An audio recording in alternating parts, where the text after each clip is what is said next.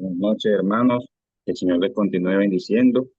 Le damos la bienvenida un día más a este momento en el cual nos congregamos como hermanos para adorar al Señor a través de su palabra, dándole continuidad a esta enseñanza que habíamos iniciado la semana pasada acerca de la adoración, en el cual dimos una pequeña introducción acerca de lo que nos muestra la Biblia, de cómo se inició la adoración a Dios a través de su nombre, ya que uno de los puntos esenciales en la adoración es que el adorador debe saber y conocer a perfección a quién está dirigiendo su adoración.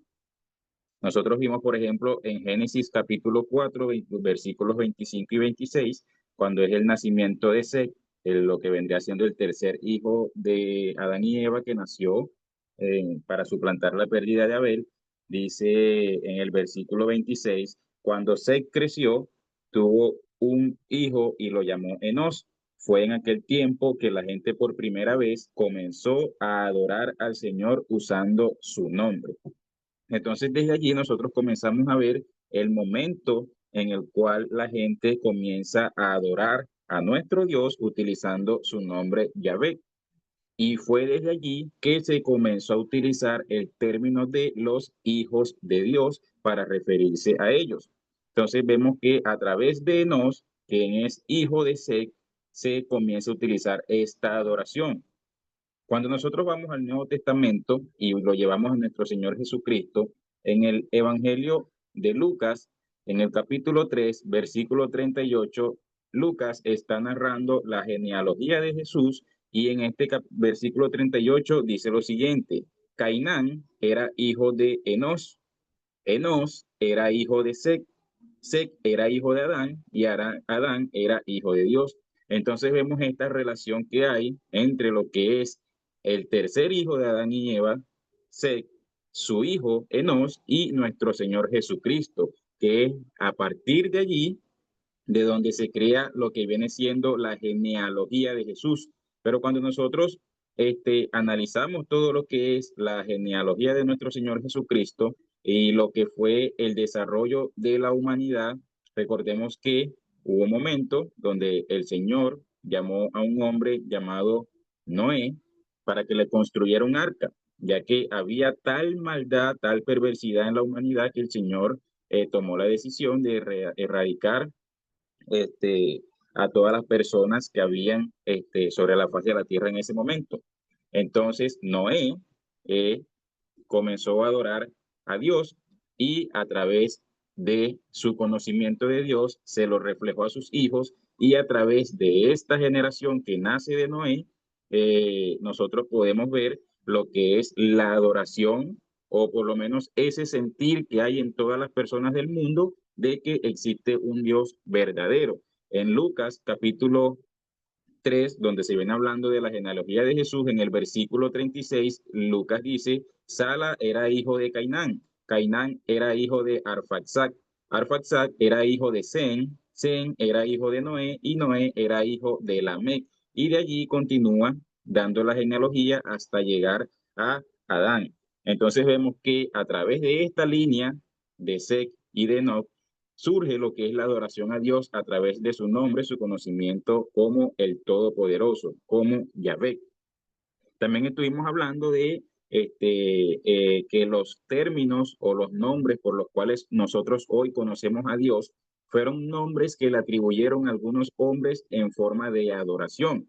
Pusimos el ejemplo de Gedeón, cuando él le dice el Berit para enseñarle al pueblo que estaba en ese momento que el único Dios que actúa a través de pacto es él, porque ellos tenían un Dios pagano al cual le decían Baal Berit. Entonces Gedeón, en el momento que Dios actuó y mostró su poder, lo comenzó a llamar con este nombre para darles enseñanza al pueblo. El otro término que utiliza Abraham, cuando él va a entregar a su hijo, que su hijo le pregunta que llevaban todo, pero que no llevaban el cordero para el sacrificio, Abraham responde de la palabra Jehová se proveerá. Y cuando ocurre el sacrificio, Abraham al lugar le pone como nombre Jehová Jireh, que esa es la palabra que él dio, que nosotros lo conocemos como que Él es nuestro proveedor, pero el énfasis mayor que tiene esa palabra que da Abraham es que Abraham dijo, Jehová se proveerá.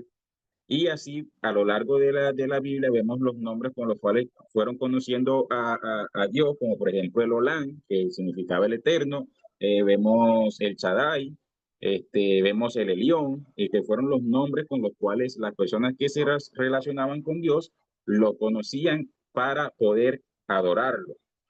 También hablamos del libro de Deuteronomio, capítulo 12, donde el Señor le da las leyes acerca de la adoración y nos enfocamos, vimos toda la lectura, cómo el Señor le está dando a ellos los principios de adoración y resultamos el versículo 4, donde el Señor les dice a ellos, no adores al Señor tu Dios de la manera en que esos pueblos paganos rinden culto a sus dioses.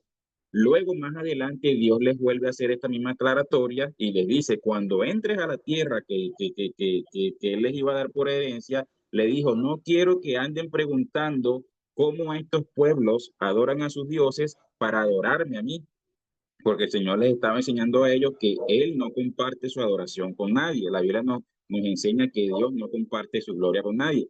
Entonces vemos cómo el Señor era muy severo en lo que era la adoración que él demandaba del pueblo. También vimos el caso cuando Moisés subió a la montaña, el Señor le está dando el decálogo y Dios le dice a Moisés que desciende de la montaña porque y le dice las siguientes palabras, tu pueblo se ha creado un Dios y lo están adorando. En ese momento Dios no se dirigió al pueblo de Israel como pueblo de él, sino que le dijo a Moisés, tu pueblo. ¿Por qué? Porque Dios, si una persona no adora a Dios y adora a otros dioses, estas personas no pertenecen al pueblo de nuestro Dios, sino que pertenecen a ese Dios falso que están adorando. Entonces, como en ese momento el pueblo se había inclinado a adorar a un Dios falso que ellos se crearon, Dios en ese momento no los reconoció como suyos y le dio la advertencia a Moisés, desciende de la montaña porque tu pueblo está adorando a un Dios falso.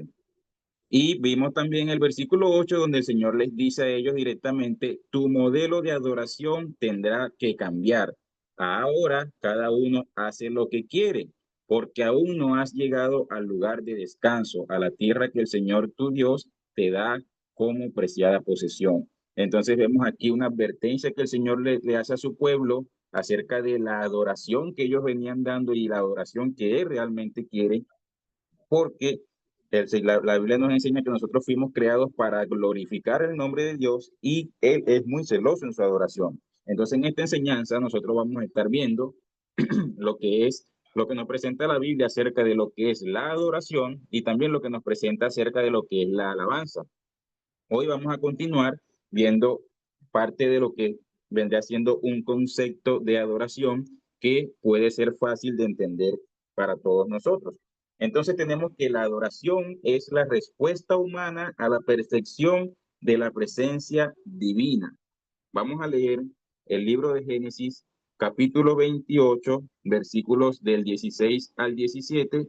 Les recuerdo que yo leo la Nueva Traducción Viviente.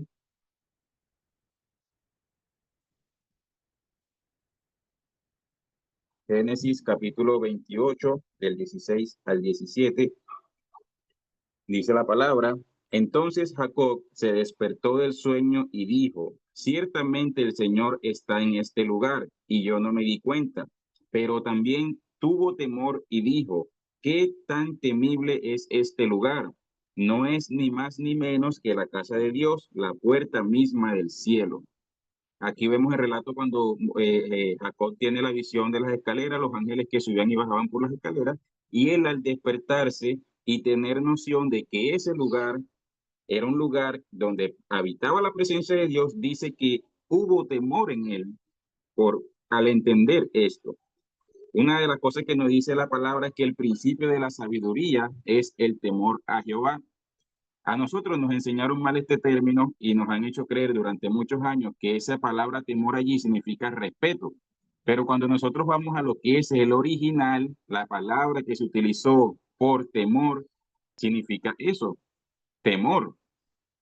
Nosotros durante muchos años hemos dicho que nosotros no podemos temerle a Dios, pero esta gente tenía temor de Dios.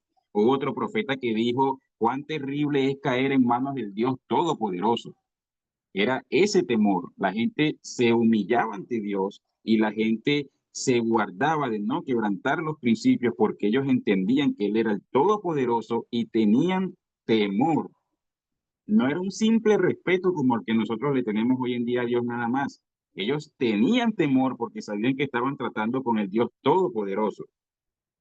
Cuando nosotros vamos al Nuevo Testamento, por lo menos tenemos un ejemplo de esto para que veamos el por qué nosotros debemos tener ese temor de Dios. Lo tenemos en Mateo 10:28, dice la palabra, no teman a los que quieren matarles el cuerpo, no pueden tocar el alma, teman solo a Dios, quien puede destruir tanto el alma como el cuerpo en el infierno. Estas personas eran conscientes de eso totalmente, por eso ellos temían de Dios, porque ellos sabían que estaban tratando con el Dios Todopoderoso, aquel que da la vida, pero también tiene la capacidad de quitarla y puede condenar a cualquier persona que él desee en el infierno. Y esa es la misma noción que debemos tener nosotros, porque de eso consiste la adoración. ¿Qué pasa? Que si yo pienso que el decir que tener temor de Dios es simplemente tener un respetico, por supuesto no voy a tener esa noción y no me voy a humillar delante de Él como fuimos llamados a hacerlo. La respuesta puede ser privada e intensamente personal, en forma de oraciones, confesiones, en silencio y experiencias meditativas de varias clases. Allí mismo en el Nuevo Testamento vamos a ver un ejemplo de lo que fue un modelo de adoración que llevó a cabo Jesús ante el Señor. Mateo capítulo 26, versículo 39, el momento en que él está por ser entregado, dice, él se adelantó un poco más y se inclinó rostro en tierra mientras oraba. Padre mío, si es posible que pase de mí esta copa de sufrimiento. Sin embargo, quiero que se haga tu voluntad, no la mía. En Marcos capítulo 14, versículos del 32 al 35, dice la palabra. Fueron al huerto de los olivos, llamado Getsemaní, y Jesús dijo, siéntense aquí mientras yo voy a orar. Se llevó a Pedro, a Santiago y a Juan y comenzó a afligirse y a angustiarse profundamente. Les dijo, mi alma está destrozada de tanta tristeza, hasta el punto de la muerte. Quédense aquí y velen conmigo. Se adelantó un poco más y cayó en tierra, pidiendo en oración que, si fuera posible, pasara a leer la horrible hora que le esperaba. Y el último versículo que vamos a leer en este momento es Lucas capítulo 22, 41. Dice la palabra,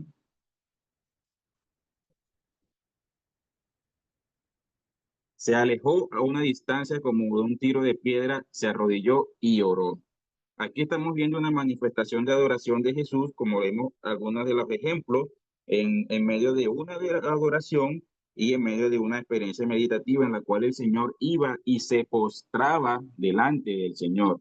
Porque de los tipos de expresiones que se usan para la adoración, una de las principales es esa, postrarse delante de la persona. Nosotros tenemos un caso en el Nuevo Testamento que sucedió con María Magdalena cuando ella derramó el perfume, que dice que ella le bañó los pies con los perfumes y con sus cabellos se los secaba.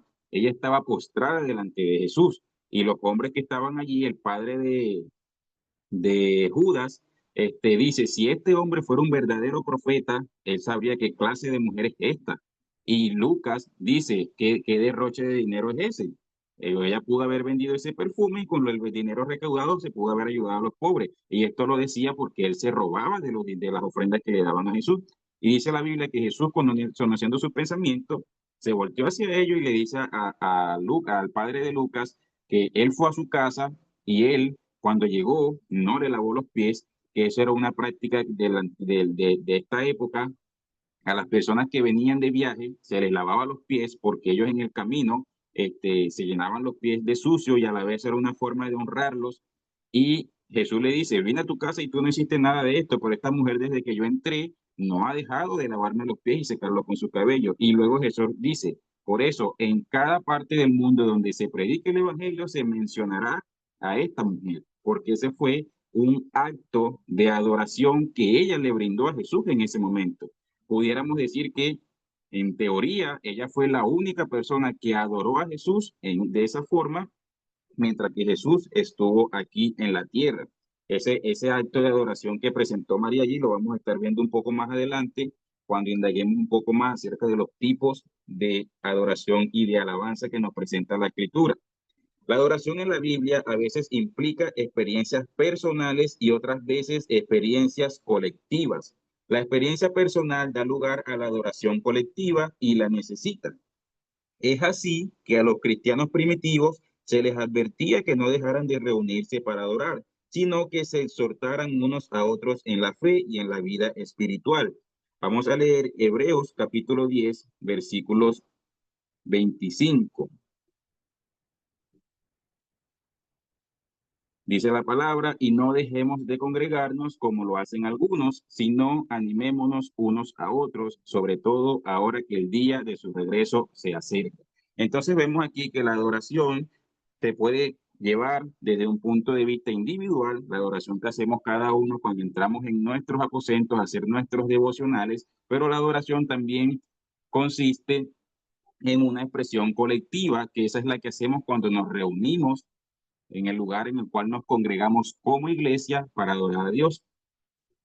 Un escritor, un obispo del siglo XIX llamado John Charles Ryle, J.C. Ryle, en su libro sobre la adoración pública, cuando él menciona algunos de los errores que no se deben cometer en la adoración, él presenta uno de los grandes errores que tenemos las iglesias en este tiempo, las iglesias de la actualidad. Y él dice que cuando se habla de la adoración en la congregación, se escuchan frases como, cuando yo me conecto en adoración, yo me olvido de todo el mundo, me olvido de las personas que tengo al lado y yo solo me concentro en Dios.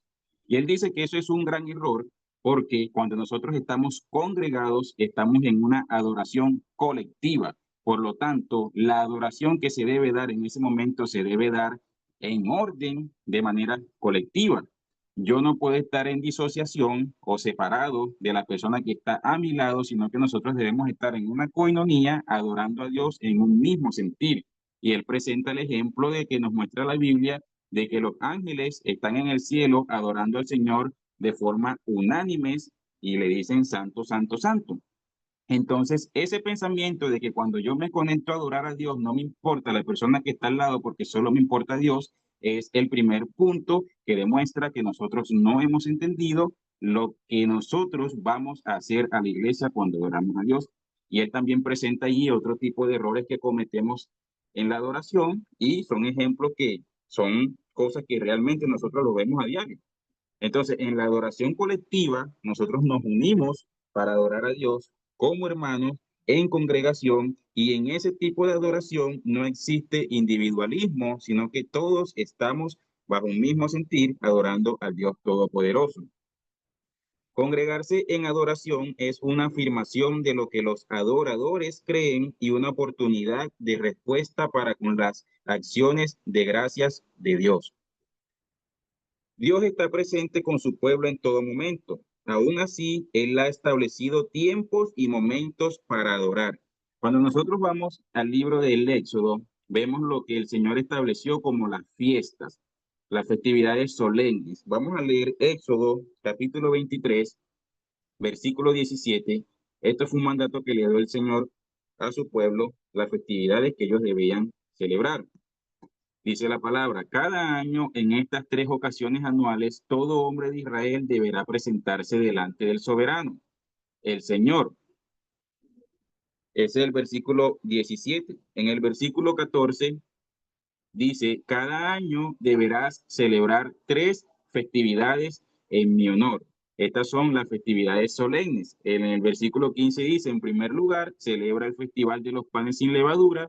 Durante 7 días prepararás sin levadura el pan que comas, tal como yo te ordené. Celebra este festival cada año, en el tiempo señalado, a comienzos de la primavera, en el mes de Abib, porque en esa fecha se cumple el aniversario de tu salida de Egipto. Nadie podrá presentarse ante mí sin una ofrenda. En segundo lugar, celebra el festival de la cosecha cuando me traigas los primeros frutos de tus cosechas. Y por último, celebra el festival de la cosecha final cuando termina la temporada de la cosecha. una vez que hayas cosechado todos los cultivos de tus campos. Entonces tenemos la celebración de los panes sin levadura, donde el Señor Jesucristo celebró lo que hoy celebramos nosotros como la Santa Cena. Tenemos la celebración de los tabernáculos, que es la de la festividad de la cosecha final, y tenemos la festividad de las primicias, que es el festival de las cosechas. Son tres festividades que el Señor estableció. La intensa adoración durante tiempos y en lugares especiales puede dar como resultado una aguda conciencia de la presencia divina. Estas ocasiones y lugares son también los contextos para la educación religiosa y el desarrollo y disfrute del compañerismo entre los adoradores. Los salmos, con expresiones de lamento, confesión, acción de gracia, alabanza, enseñanza y celebración, muestran la amplitud de la adoración en el Antiguo Testamento. Estos son algunos de los tipos por los cuales se dividen o se enmarcan los salmos. Hay salmos que son de lamento, hay algunos que son de confesión, otros que son para acción de gracia, salmos que están encasillados como alabanzas, otros que son de enseñanza y algunos que son de celebración. Para los cristianos, el sistema total de las actividades del templo, el sacerdocio, el sacrificio y los rituales para limpiar los pecados o se tornaron obsoletos o fueron reinterpretados en formas significativas. Por ejemplo, la iglesia misma se transforma en el templo. Vamos a leer algunos ejemplos que nos da la Biblia acerca de este caso. Primera de Corintios 6:19.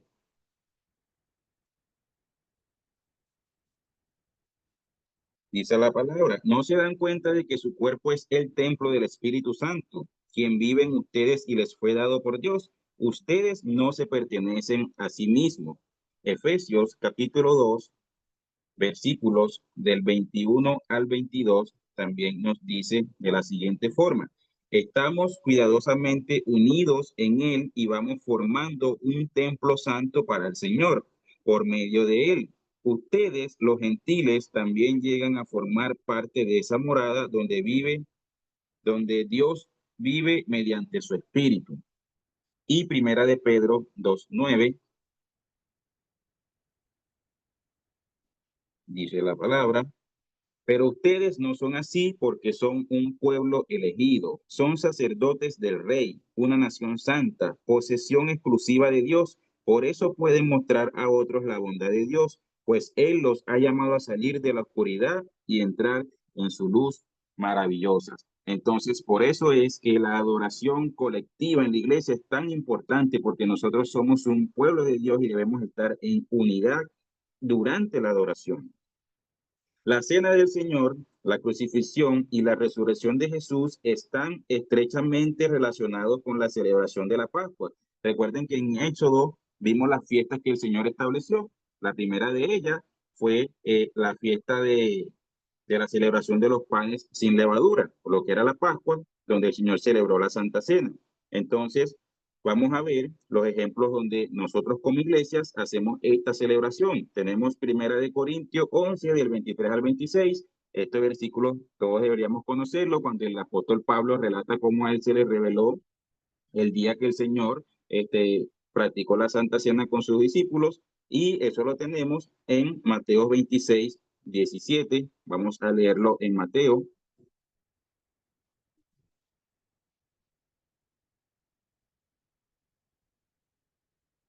Dice, el primer día del festival de los panes sin levadura, que fue la primera fiesta que el Señor estableció, los discípulos se acercaron a Jesús y le preguntaron, ¿dónde quieres que te preparemos la cena de Pascua? Si seguimos la lectura, luego más adelante, por allá por el versículo 26 al 28, el Señor, miren lo que dice. Mientras comían, Jesús tomó un poco de pan y lo bendijo. Luego lo partió en trozos, lo dio a sus discípulos y dijo, tómenlo y cómanlo porque este es mi cuerpo. Y tomó en sus manos una copa de vino y dio gracias a Dios por ella. Se la dio a ellos y dijo, cada uno de ustedes beba de la copa, porque esto es mi sangre, la cual confirma el pacto entre Dios y su pueblo, es derramada como sacrificio para perdonar los pecados de muchos.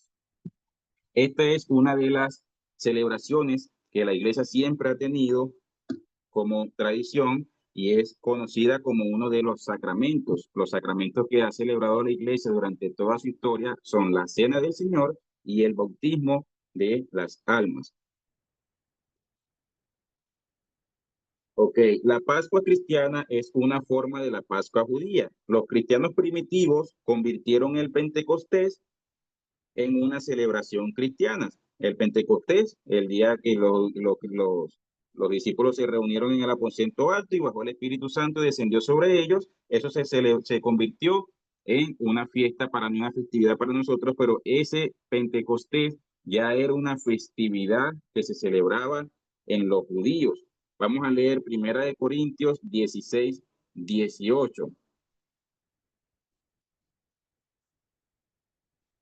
Dice, mientras tanto, perdón, un momento, Primera de Corintios 16, 18. Mientras tanto, seguiré aquí en Éfeso hasta el festival de Pentecostés. Y en Hechos, capítulo 20, versículo 16,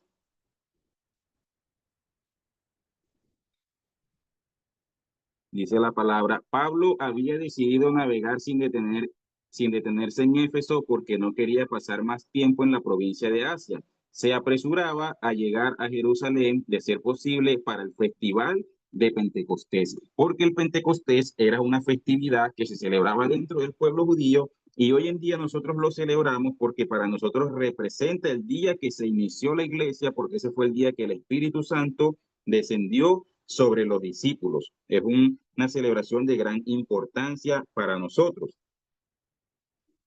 La fiesta de los tabernáculos no ha continuado en la adoración cristiana, excepto en formas relacionadas, como por ejemplo la acción de gracias y las fiestas de la cosecha. El día de la expiación se usa teológicamente para interpretar el sacrificio de Cristo en Hebreos capítulos 8 y 9.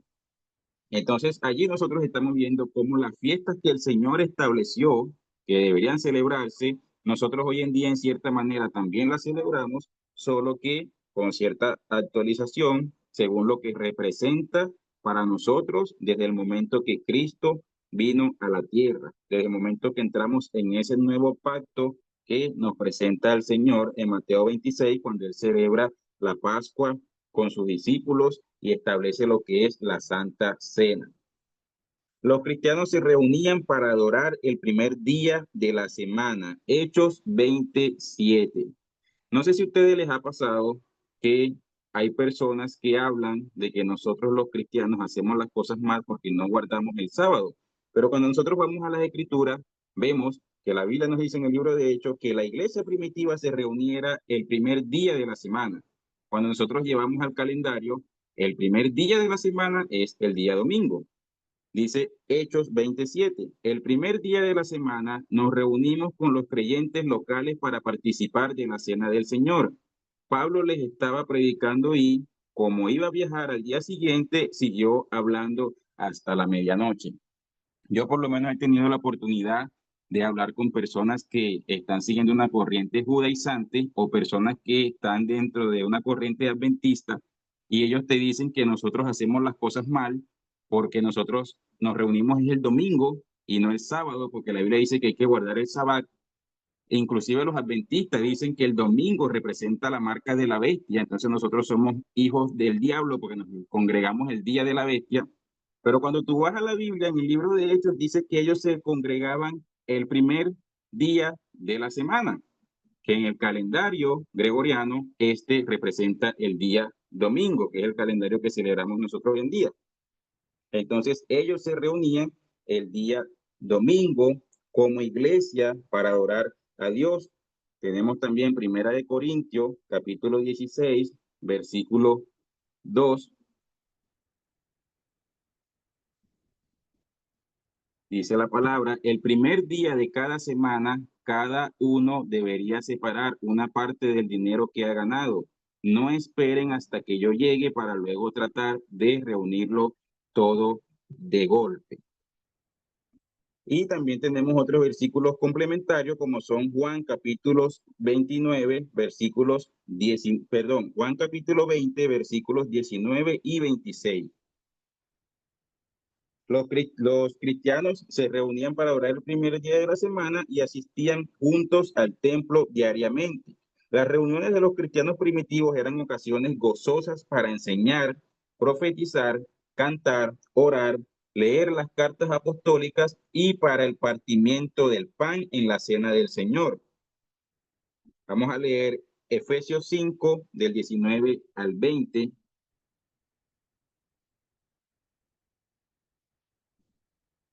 Y cantando salmos e himnos y canciones espirituales entre ustedes y haciendo música al Señor en el corazón. Y den gracias a Dios por todo, a Dios el Padre, en el nombre de nuestro Señor Jesucristo.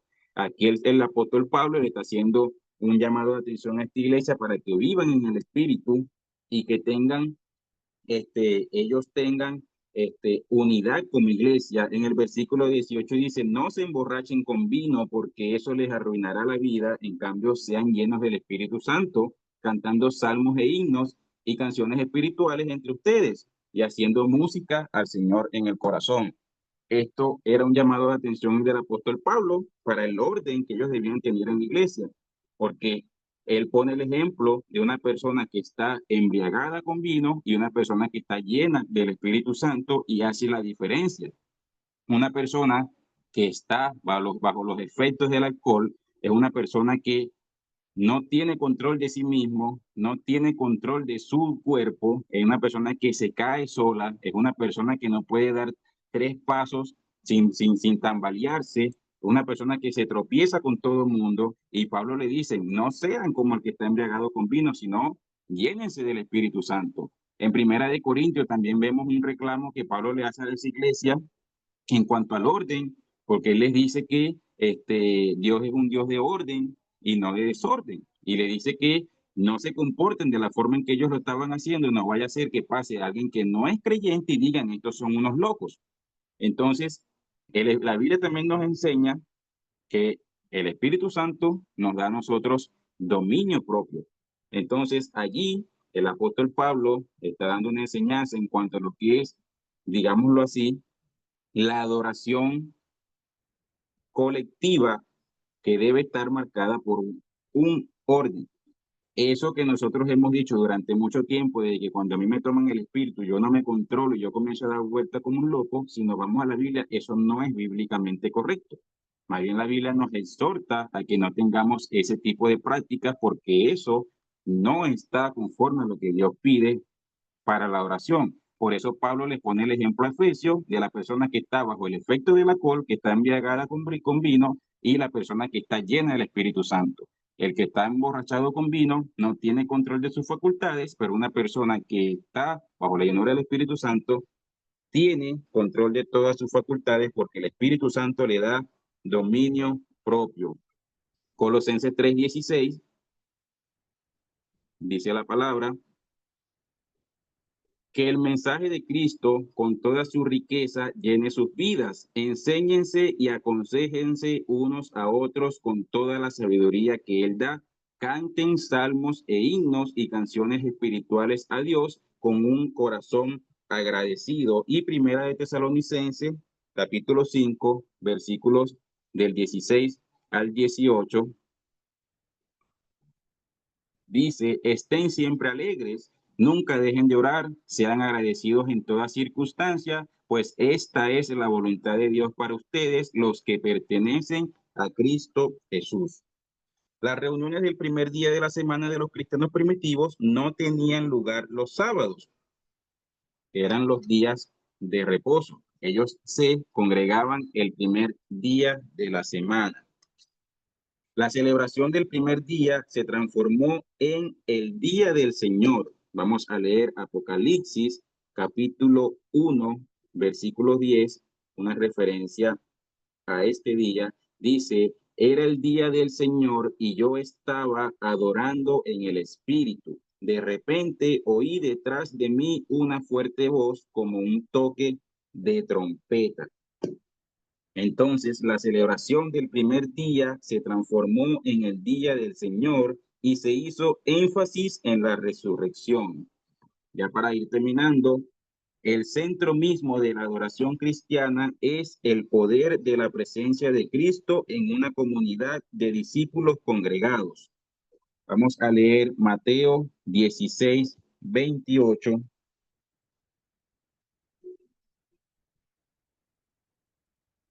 Perdón, vamos a leer Mateo 18, 20. Dice, pues donde se reúnen dos o tres en mi nombre, yo estoy allí entre ellos. Vamos a leer también Primera de Corintios 5, del 3 al 4.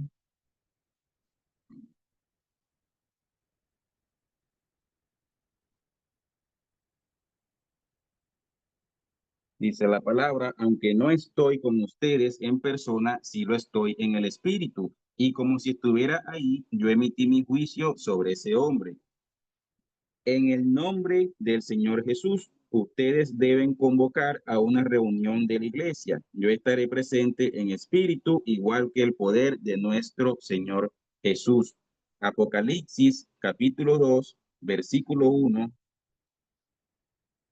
nos dice, escribe esta carta al ángel de la iglesia de Éfeso. Este es el mensaje de aquel que tiene las 7 estrellas en la mano derecha, del que camina en medio de los 7 candelabros de oro.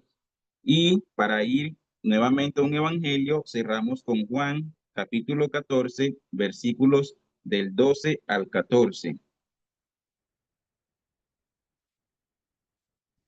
Dice, les digo la verdad, todo el que crea en mí hará las mismas obras que yo he hecho y aún mayores, porque voy a estar con el Padre. Pueden pedir cualquier cosa en mi nombre, yo la haré para que el Hijo le dé gloria al Padre. Es cierto, pídame cualquier cosa en mi nombre y yo lo haré. Entonces, está hablando de la fuerza que tiene la iglesia cuando se reúne a adorar a Dios en una adoración colectiva. La presencia de Cristo se manifiesta especialmente en el partimiento del pan en la cena del Señor. Y ya para cerrar, leemos Lucas capítulo 24 del 28 al 32.